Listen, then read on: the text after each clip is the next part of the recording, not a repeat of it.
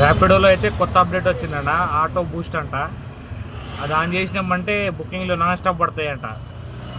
ఈ అవ్వాయి ఇది కూడా నిజమా అన్న? ఎవడన్నా నమ్ముతాడా? ఆటో బూస్టు, ఆ బూస్టు, ఈ బూస్టు వద్దనా? మాకు రేటింగ్ సరిగా ఇయ్యి, అది చాలు మాకు.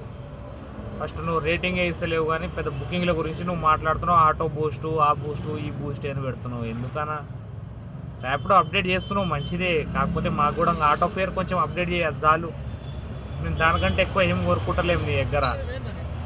ఆటో బూస్ట్ చేసి ఏమొస్తుంది అన్న? బుకింగ్లు వస్తాయి కానీ రేట్ కార్డ్ అయితే పెరగదు కదా. రేట్ కార్డ్ ఎంత ఉందో అంతే వస్తుంది.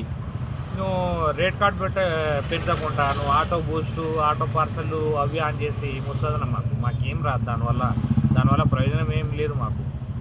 బుకింగ్లు ఏంది? గచ్చిబౌలి హైటెక్ సిటీ పోతే కుప్ప బుకింగ్లు వస్తాయి ఆ ట్రాఫిక్లో, కానీ మనీ అనేది పెరగట్లేదు.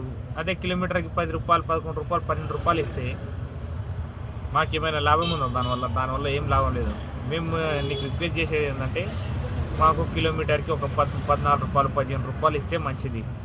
10 కిలోమీటర్లు పోతే 160, 170 రూపాయలు కొడితే మంచిగా ఉంటుందని కోరుకుంటున్నాం. ఆ ఒక్క రిక్వెస్ట్ తీసుకొని మంచి యాప్ అప్డేట్ చేసినాం అనుకో మంచిగా ఉంటుంది. నాకైతే ఎట్లా అనిపించింది అన్న, మీకేమనిపిస్తుందో కామెంట్ బాక్స్లో కామెంట్ చేయండి మామ.